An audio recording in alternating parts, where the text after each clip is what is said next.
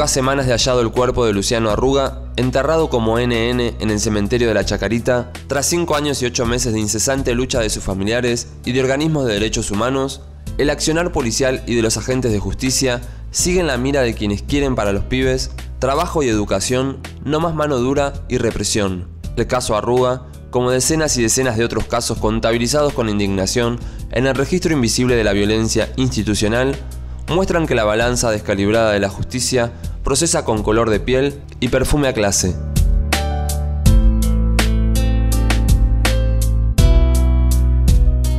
Luciano estaba enterrado en el cementerio de la Chacarita como NN y durante 6 años ha habido por parte del Estado una desidia absoluta y sigue habiendo motivos de sospecha sobre el comportamiento de la policía bonaerense.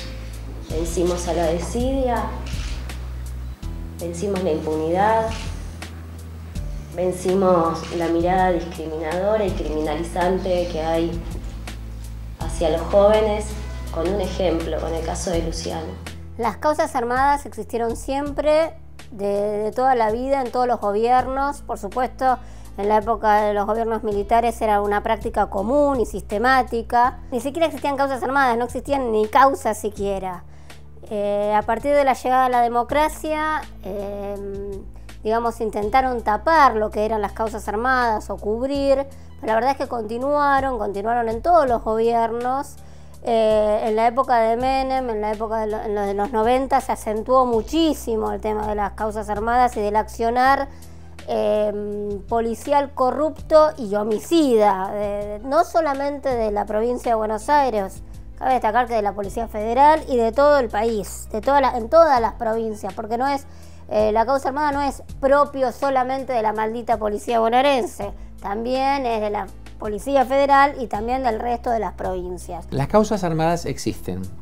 Lo que hay que diferenciar es que lo que se llama causa armada es que ante un hecho determinado, ante un delito o varios delitos, en vez de buscar al culpable o a los culpables, se busca un culpable o cualquier culpable, para que figure al día siguiente en la tapa de los diarios y diga hecho esclarecido.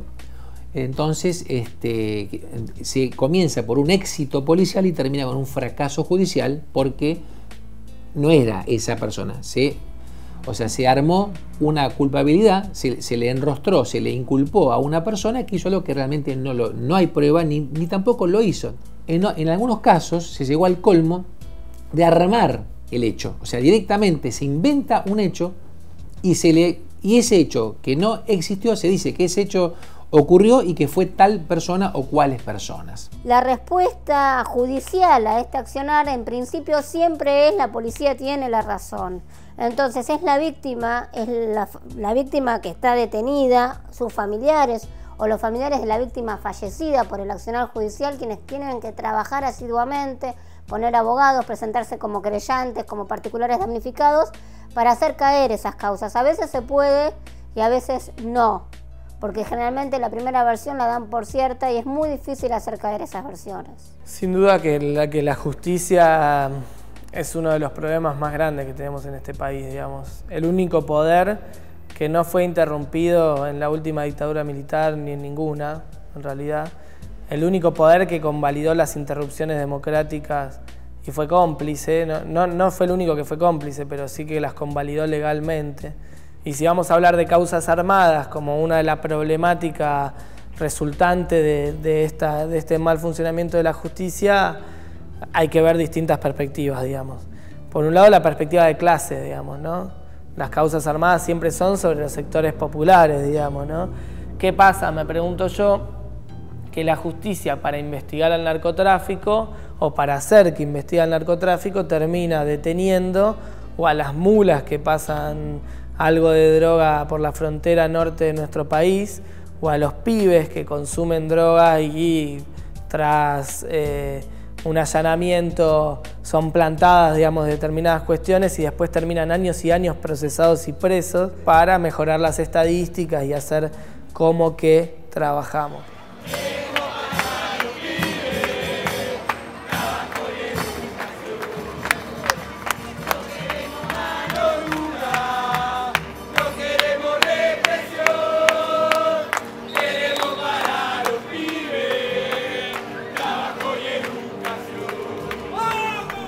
Nuestra historia negativa en la vida familiar comienza precisamente el 19 de abril de 2012, cuando Diego sale a festejar su cumpleaños número 19 con un grupo de amigos, y después nos enteramos que habían ido para el barrio, para el lado de Caballito.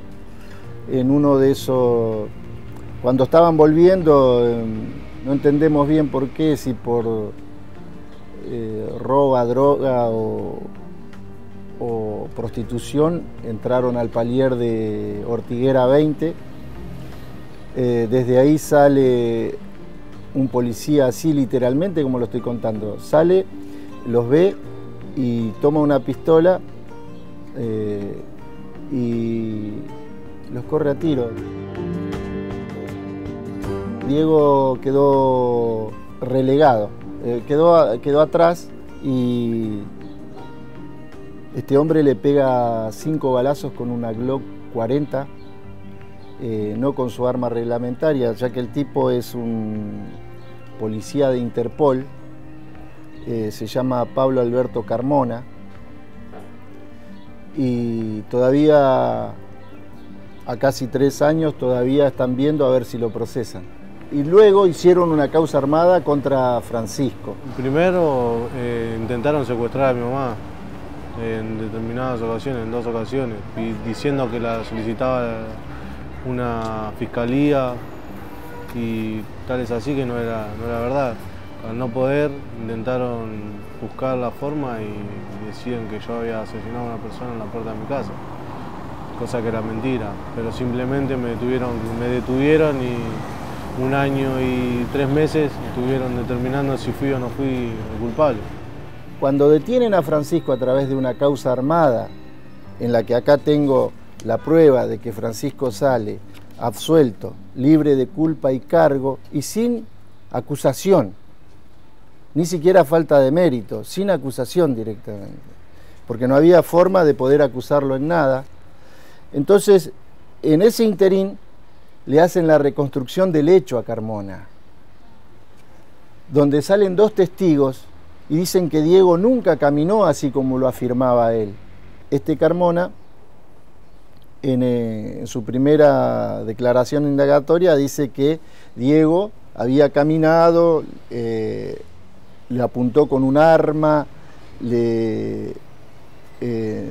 dice que hizo un disparo, que no hizo un disparo, que él se parapetó detrás de la puerta, que tenía miedo, que Diego se metió dentro de su living, y de ahí él lo sacó a empujones, y después en forma miedosa hizo algunos disparos más, y eso es totalmente mentira.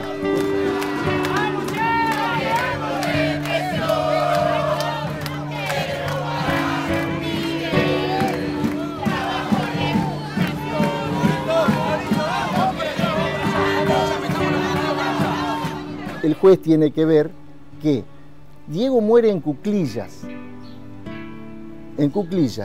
con todos disparos mortales, y los últimos 2 en la cabeza, y con un supuesto arma en su parte derecha, cuando Diego era zurdo. Cuando salen estas 2 testigos, dicen que Diego nunca sobrepasó el descanso de la escalera.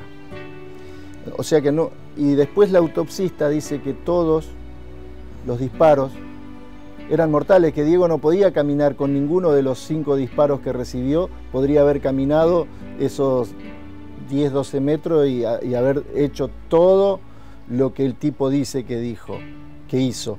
Y también el hombre dice que le dijo como 5 veces soy policía, cuando eso no existe. Cuando se toma conocimiento de un hecho ilícito en donde interviene la policía, quien da noticia del hecho en general, en principio, es la propia policía que intervino en el hecho.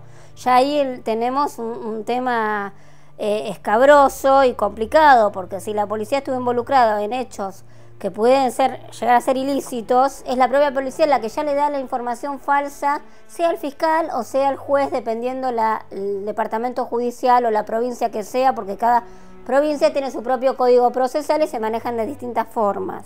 Muchas veces la policía conoce a los fiscales, muchas veces, y el fiscal toma la versión policial y la hace propia, y otras veces no, otras veces, bueno, el fiscal o el juez toma algunos recaudos en relación a esto.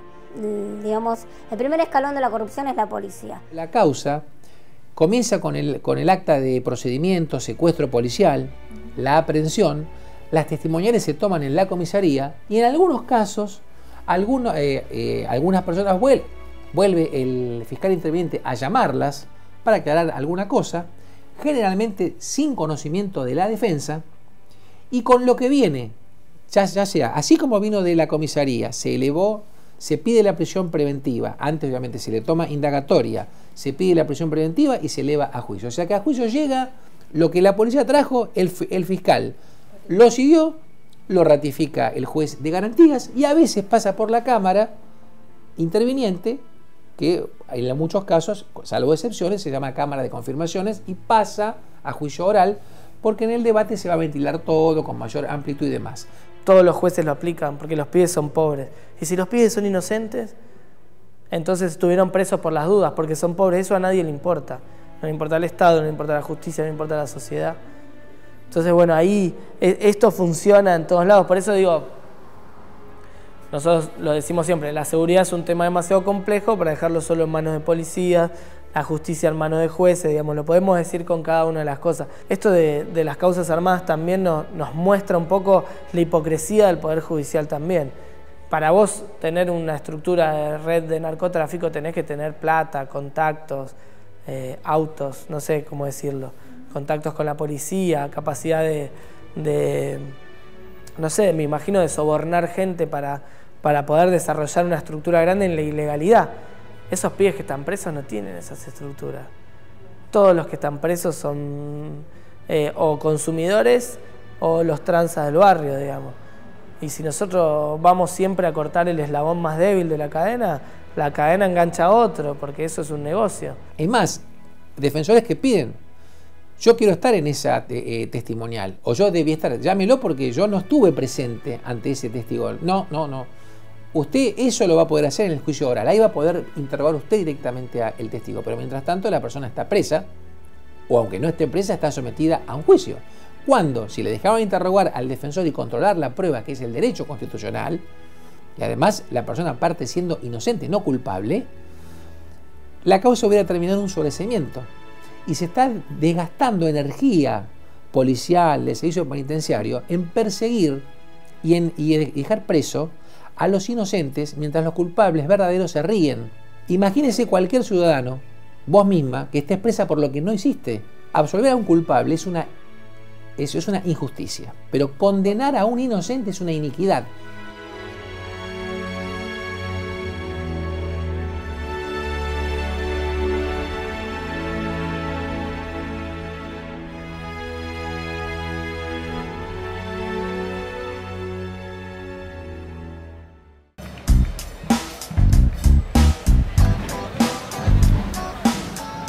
Aún con orfandad de pruebas, a pesar de los antecedentes probados que pesan sobre los agentes de seguridad por su participación activa en la comisión de delitos, malversación de pruebas y gestión de la impunidad comisarías adentro, a las víctimas de causas armadas parecería quedarles solo la opción de ocuparse de demostrar que no fueron ellos los responsables.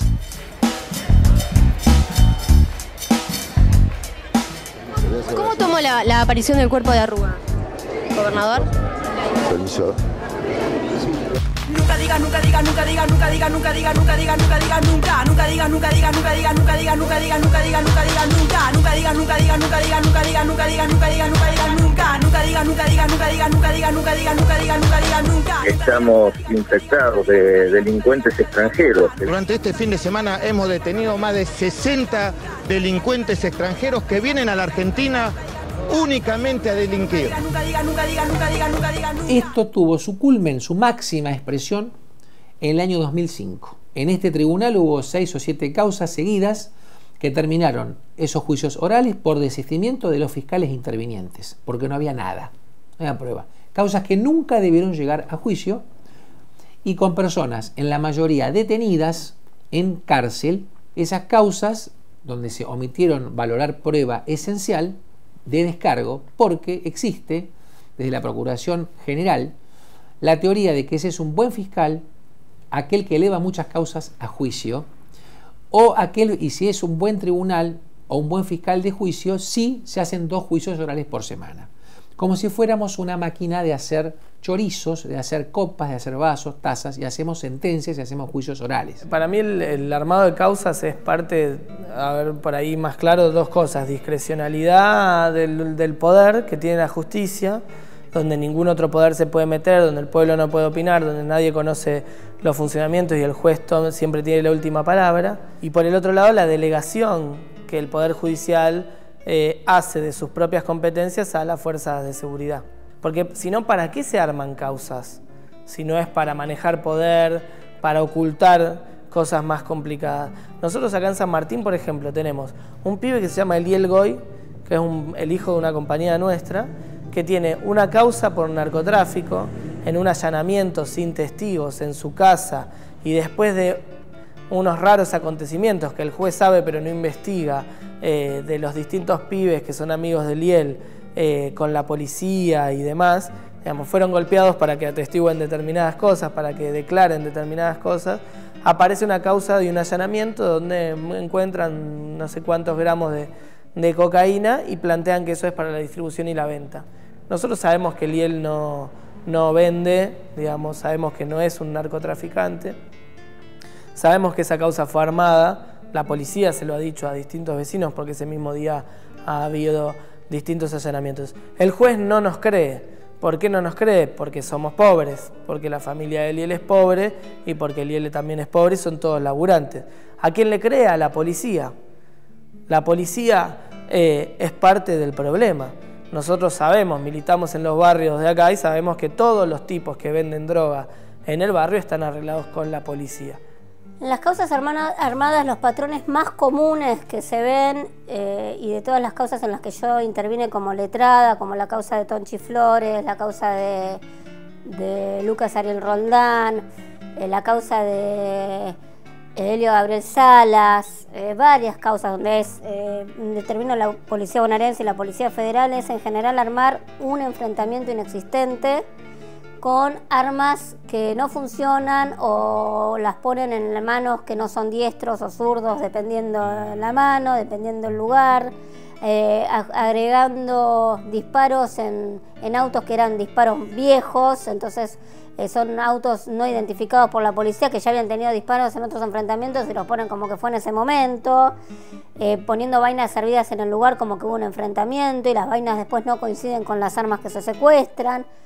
Pero quiero aclarar algo, el trabajo de los peritos criminalísticos de parte es fundamental, porque todas estas pericias, todas estas cuestiones se demuestran con peritos, porque el abogado también tiene una tarea que muchas veces no abarca lo que es la criminalística. Entonces hay que poner peritos de parte, por ejemplo en el caso de Roldán, de Salas, estuvo la licenciada Silvia Bufalini, que es una licenciada en criminalística muy buena, que realmente ha descubierto un montón de cuestiones que si no uno no tiene el dinero para poner el licenciado en criminalística, no lo sabés, no lo descubrís. Y la solución sería estigmatizar la pobreza con su criminalización para desmantelar al aparato represivo del Estado Nacional. Lo cual la familia no solo tiene que poner un abogado, pagarle, o depende del profesional que uno contrate, sino que también tiene que poner un licenciado en criminalística, invertir dinero, y el no acceso a la posibilidad de un pago a un licenciado en criminalística o a un abogado, todo afecta el derecho de defensa de la víctima y la posibilidad de esclarecer la verdad.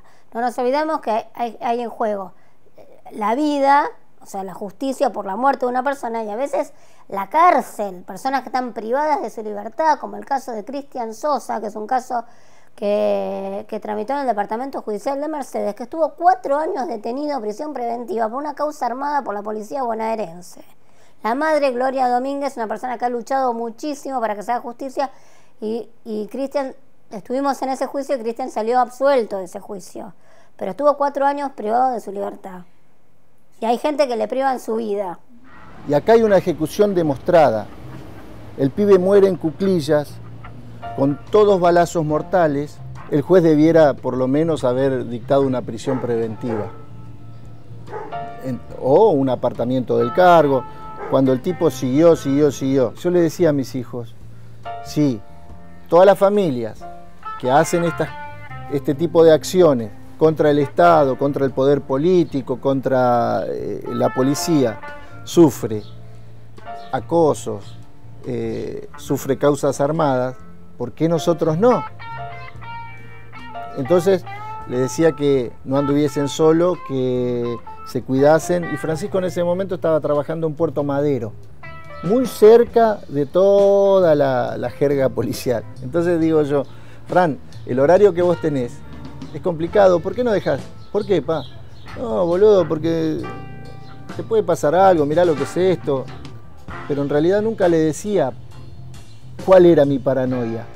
Mi viejo tiene algo que cuando dice algo siempre pasa, no sé por qué. No sé por qué, pero siempre como que tiene una intuición, un presentimiento de las cosas y yo le hago mucho caso cuando me dice las cosas y ahora mucho más todavía. Yo había venido de trabajar alrededor de las 8 de la mañana y nada, mi señora me estaba esperando para tomar mate como siempre, como es habitual de vez en cuando. Y al rato escuchamos ruido, discusiones en la calle. Mi señora me pide que bajara a todo esto y cuando estoy llegando a la puerta me dice por el balcón que no saliera, que volviera, que no pasaba nada. Y yo me vuelvo tranquilamente. Resulta que hubo un episodio de que a un vecino, que nunca jamás lo habíamos visto, le roban acá en la vereda, casi terminando esta vereda. Francisco vivía ahí en ese departamento. La mujer reclama, hace un reclamo, más que por la vida o sea, sí por la vida del hombre, pero no desde la mirada que hacía la policía o la justicia acusándolo a Francisco. Dice que el hombre tuvo un episodio que por ahí hasta leve, pero muere porque acá le habían causado una hemorragia sin atención médica en el hospital. Entonces, más que un reclamo de homicidio de Francisco hacia el hombre, era un reclamo de la mala praxis, el abandono de personas.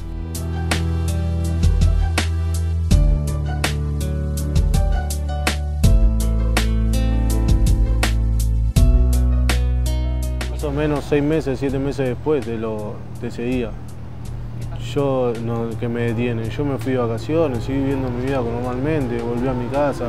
Decían que yo me había fugado, que no fallé en ningún momento porque mi viejo trabajaba ahí haciendo parrilla hasta ahora y yo siempre estuve con él. Eran como las 3 de la tarde más o menos.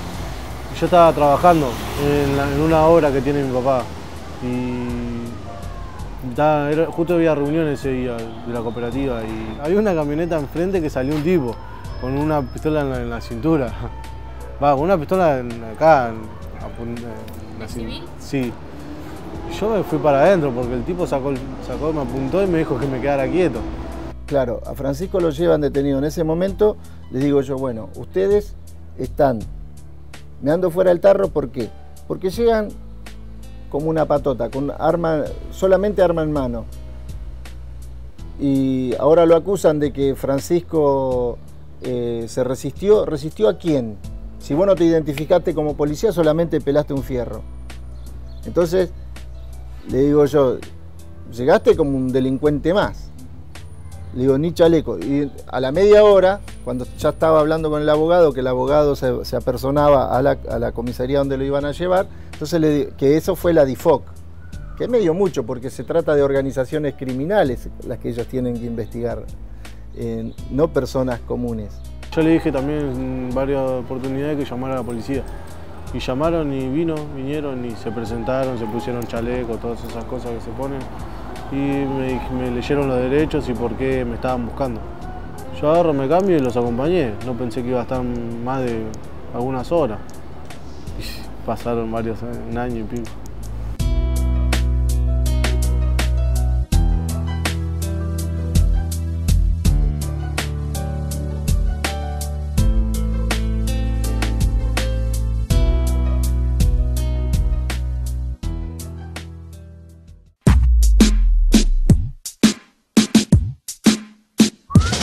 Las causas armadas siguen inaugurando expedientes, sumando fojas y engrosando filas de uniformados en territorio.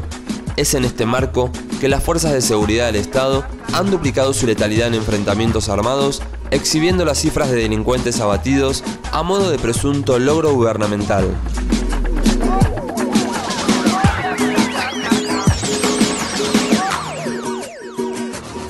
Hay más población. Cuando la población aumenta, tiene que haber más escuelas, hay más autos, hay más comida, más hospitales y más cárceles, porque aumenta proporcionalmente. Te digo, así como yo te hablé que hay muchos jueces que hacen mal cosas y muchos fiscales, también lo hay en la policía. Pero lo más grave es que ocurra en el Poder Judicial, porque el que avala el mal procedimiento es el fiscal que hace las cosas mal. Es el juez que dicta una preventiva sin prueba. Es la Cámara que la confirma. Es peor que ese policía. Entonces, el ciudadano lo que quiere ahora es respuestas, pero con cierta gente que tiene una formación corporativa y que lo que quiere cumplir es con esta lógica punitiva, porque quiere quedar bien con la televisión, entonces eleva una causa a juicio porque queda bien, entre comillas, es lo políticamente correcto según lo que se ve en los medios dominantes. Hay que mandar a cualquiera a juicio o hay que ser duro. No, entonces por las dudas lo dejo preso. No, por las dudas, si hay duda, el beneficio de la duda, libre. Cuando lo llevan a la unidad 28, le decía, hijo, acá quédate tranquilo, y yo lo notaba nervioso. Le decía, boludo, pero hablame, ¿qué onda? Como, no, nada, yo estoy nervioso. Digo, pero tan nervioso podés estar, le digo, si acá dentro te vas. Y si no, vamos a pedir resguardo, bueno, le hicimos pedir resguardo físico para poder tenerlo 15 días ahí, y después por ahí pedir una prórroga de 15 días más, porque digo yo, si esto se estira 15 días, 10 días, ¿viste? Y el abogado y mi familia me pidió que levantara un resguardo físico. Y yo lo levanté porque yo no sabía cómo venían las cosas y ellos tampoco. No tenían causa, notificación de la causa, nada, no dejaban ver la causa ni nada, así que no sabía cómo eran las cosas. Y levanté un resguardo físico que después, por intermedio de ¿cómo se llama?, de acosos y todas esas cosas, me hicieron levantarlo. Francisco me dice, pa, no me traigas nada, no te dejan pasar nada. Pero la cagada dice, yo tomo agua de la canilla. No, boludo, ¿cómo vas a tomar agua de la canilla? Sí, dice, porque cada vez que tomo algo, tomo agua, me siento mal. Y agarro y le digo yo, bueno, vos quedate acá. Le digo, por nada del mundo levantes el resguardo físico, que consejo que también se lo daba el abogado. 0 levantamiento de resguardo físico, por el tema de poder sacarlo de alcaldía. No es lo mismo, porque todos dicen, no, pero si se va a una unidad penitenciaria, no es lo mismo cuando te sacan de una unidad penitenciaria a cuando te sacan de una alcaldía o de una simple comisaría. Bueno, entonces agarra y al tercer día, al miércoles, justo ese día me voy. Y cuando termino, ya sabes, le digo, no levantes el resguardo físico. Como tenía el resguardo, yo fui a Devoto, ellos no sabían. Yo fui a Devoto y como les saltó que yo tenía resguardo, no me aceptaron. Y vuelvo otra vez a la unidad 28. Pero cada vez está peor de lo que, como anestesiado y pensando cualquier cosa. Me empezaron a medicar, porque la verdad que uno que siempre está normal se da cuenta de que en ese momento no está normal. Porque yo en ningún momento tomé ningún medicamento, solamente tomé el té que te dan ahí y la comida que te dan ahí.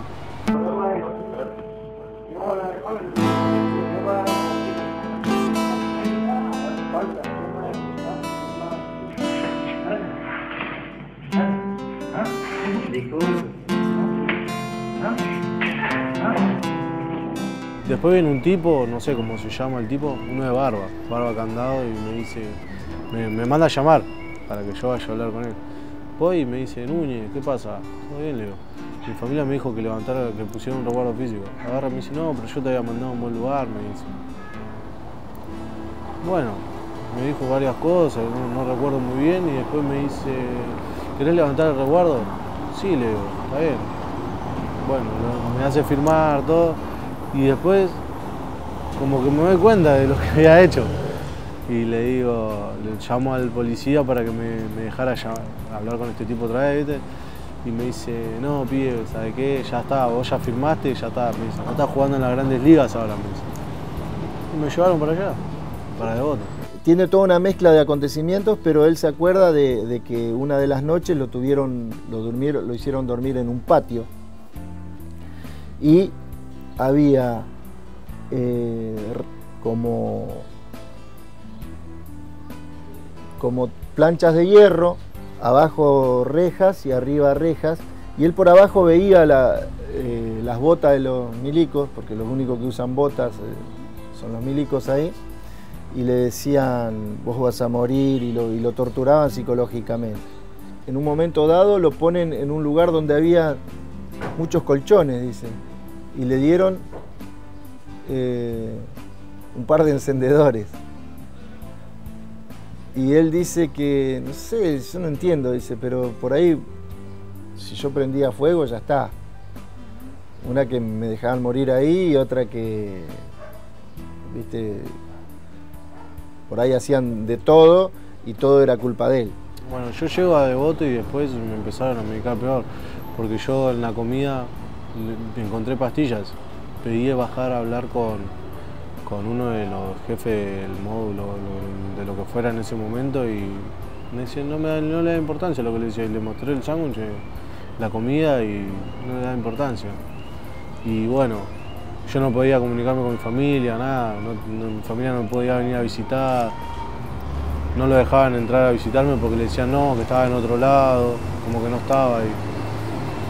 Entonces, en un momento dado, él empezó a creerse, porque le decían, no va a venir nadie a verte, porque vos sos huérfano.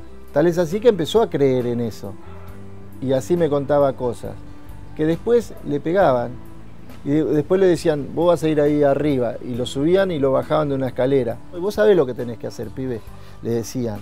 Entonces, en un momento dado, le alcanzan una soga, Francisco, y lo incitan al suicidio.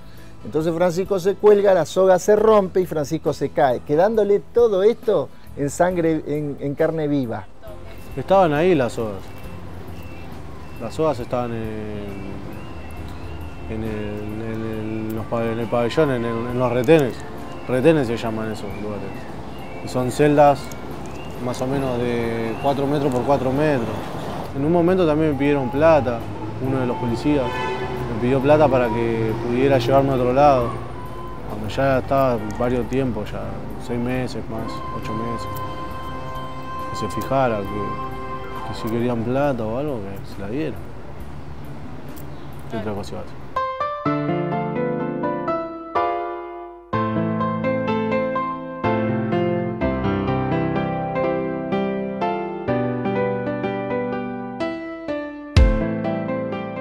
La cosa en el justo medio, hay que dejar de pendular. Ni mano blanda ni mano dura, ley dura. La ley debe ser dura. Cuando hay prueba, se debe condenar. Cuando realmente se hace un hecho grave, hay que estar preso. El pueblo quiere que el culpable esté preso, no que esté el inocente preso y que después encima tiene que pagarle la indemnización a aquel pobrecito que no hizo nada y que por más plata que le den no recuperan nada. ¿Quién te devuelve la libertad, la familia perdida, el honor? Porque después, estuvo preso. Lo habrán suelto, pero bueno, ¿qué trapisondas habrán hecho para que salga? Es muy difícil. ¿Quién va a recuperar eso? Eso es irrecuperable. La pérdida de la familia, esa libertad, por más indemnización que haya. Me llevaron a una unidad psiquiátrica, porque decían que yo me quise suicidar y todas esas cosas.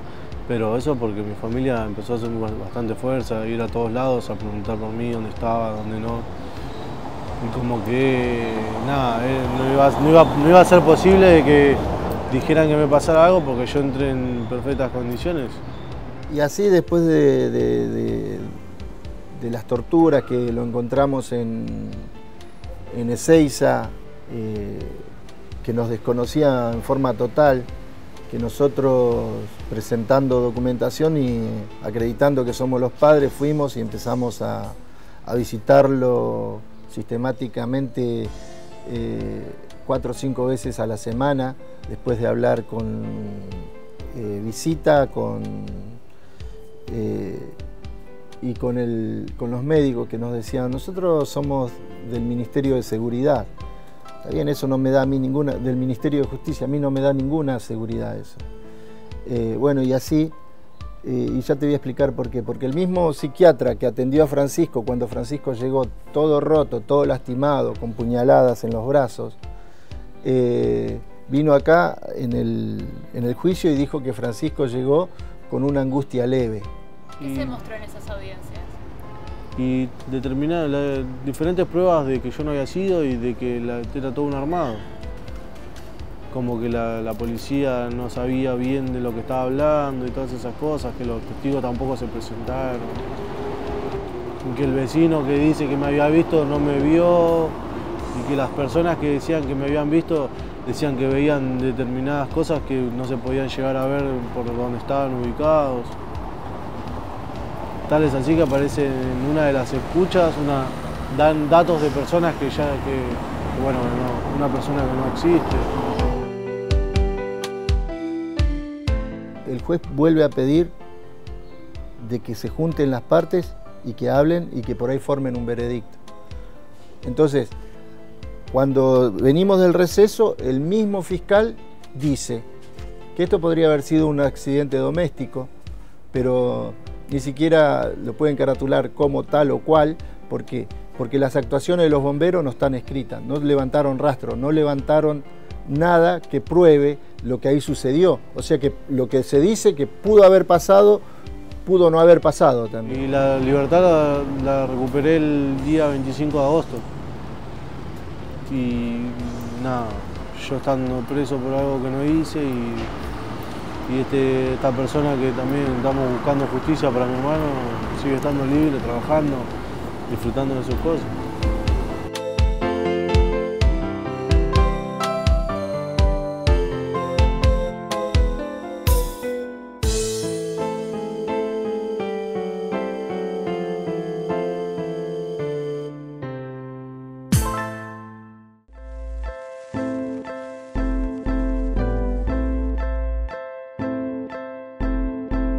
Diego Núñez murió fusilado el 19 de abril del 2012 por Pablo Alberto Carmona, un policía de la Federal, en el barrio de Caballito. Sin mediar proceso ni defensa alguna, Diego recibió 5 balazos que ocasionaron su muerte. Carmona, por su parte, alegó haber actuado en legítima defensa. Actualmente se encuentra imputado en la causa, pero no procesado y permanece en libertad. La ruptura de la familia comienza cuando a las 8 de la mañana no lo encontramos a Diego. Que igualmente, si Diego no hubiese estado muerto y todo este ocultamiento hubiese sido porque Diego estaba preso, porque Diego estaba lastimado en un hospital, también nos hubiese lastimado bastante.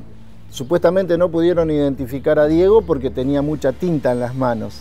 Le tomaron huellas, le pusieron demasiada tinta, porque Diego estaba NN cuando lo encontramos, para ser enterrado próximamente cuando nos lo encontrásemos,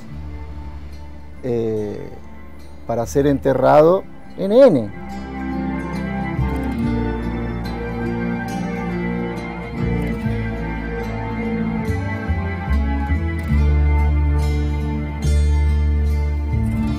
Y como a las 17 horas del día 21 nos entregan el cadáver de Diego, con la consigna de enterrarlo, de velarlo con el cajón cerrado. Y la discusión era con ellos mismos al principio, le decía de que por qué si Diego, el cadáver de Diego estaba congelado. Entonces llegamos a la instancia del velorio y de ahí empezamos la discusión de que lo velábamos con el cajón abierto, como una persona normal. Y lo enterramos el día 22 de abril. El día 22 de abril es el cumpleaños mío. O sea que por eso ahí dice que nuestros abriles murieron.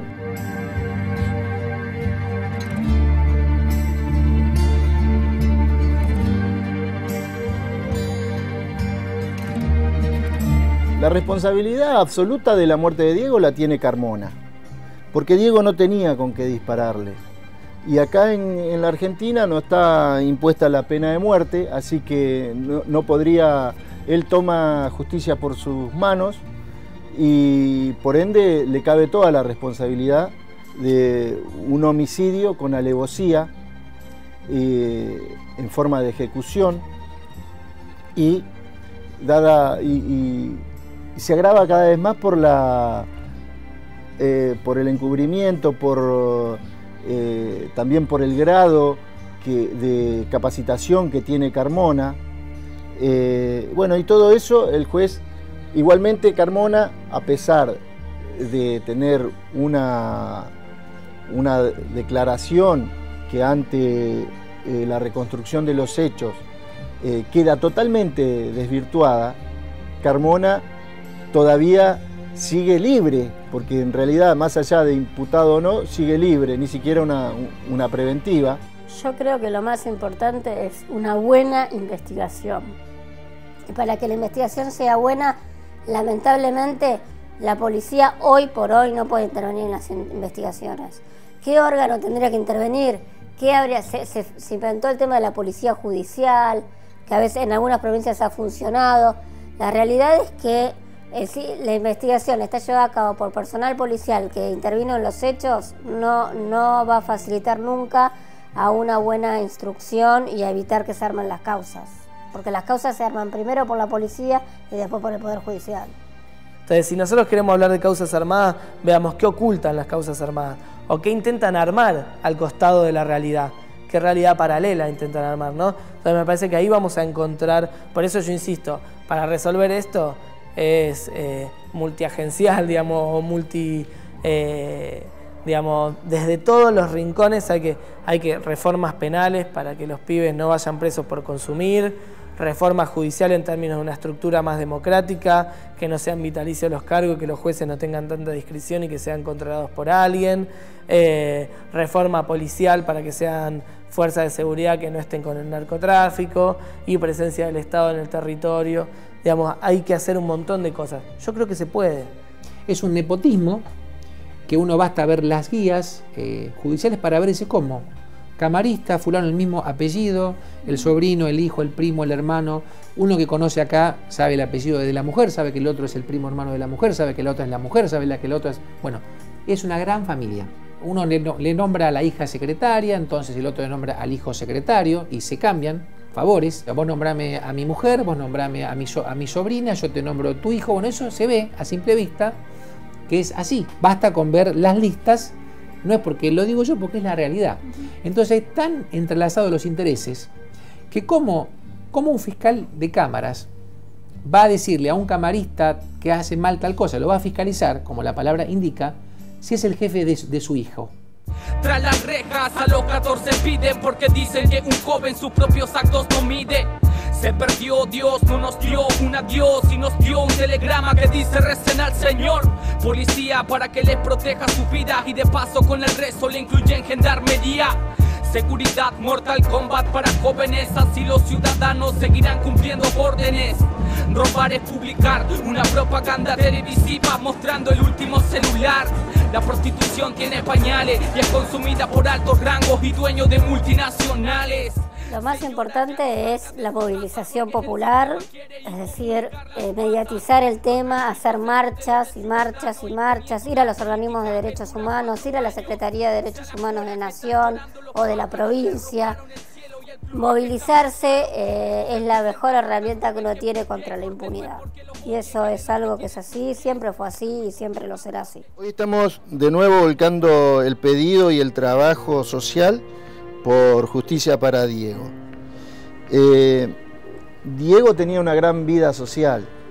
Diego, tengo documentación, tengo filmaciones donde me acompañó a los eventos de los municipios en Misiones, donde andamos por el Chaco, donde andamos por todos lados, siempre por lo menos entregando un sándwich a quien lo necesite. Todo eso murió con Diego, pero nosotros queremos justicia. Justicia, y ahora a las organizaciones volvemos a pedir, y lo que más pido es que no desarraiguemos en estos casos tan puntuales y tan severos para las familias que lo vienen padeciendo, que nos desarraiguemos un poco de lo que es solamente la ideología o la bandería político-partidaria, que hagamos política, que hagamos política ciudadana, política social, pero de la que nosotros necesitamos.